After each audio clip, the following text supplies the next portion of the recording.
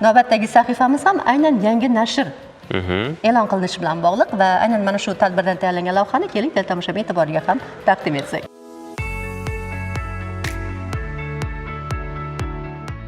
Kitob mutolaasi inson tafakkurini boyituvchi, o'zga bir olamga yetaklovchi, shu bilan birga kelajakka katta maqsadlar sari qadam tashlashga undovchi mashg'ulotdir.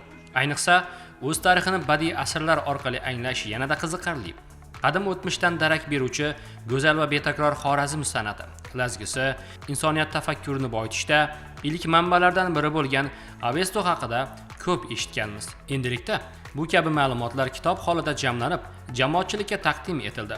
Kitob va mutolaa haftaligi doirasida Mahmud Zamaxshariy nomidagi viloyat axborot kutubxona markazida Sharqiy Eshchon va Rahimboy Qurbonovning xorazmlik jadidchi xalfa, Komiljon Nurjon, Shuhrat Safarovlarning Avesto va Jahongashta lazgi, Komil Madrimov, Sharqiy Eshchonovalarning Shavkat Usmon kitoblarining taqdimotlari bo'lib o'tdi.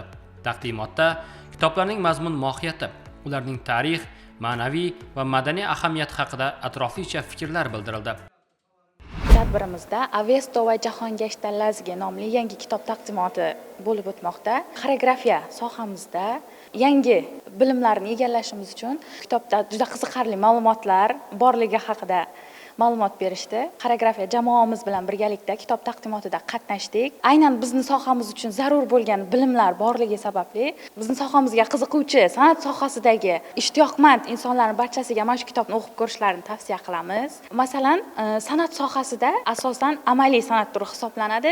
Nazariy bilimlar keragi yo'q deb hisoblaydigan insonlar ham yo'q emas. Afsuski bu nazariya xato. Eng avvalo san'at soha vakillari nazariy jihatdan ham chuqur bilimga ega bo'lishi kerak.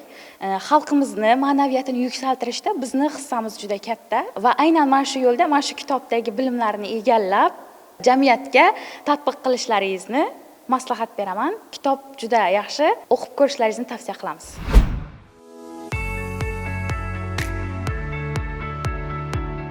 Taqdimotda san'atni nazariy bilimlar, uning asl mohiyatini anglagan holda o'rganish, o'sib kelayotgan yosh avlod va bo'lg'usi mutaxassislar uchun juda muhim ekanligi alohida ta'kidlandi.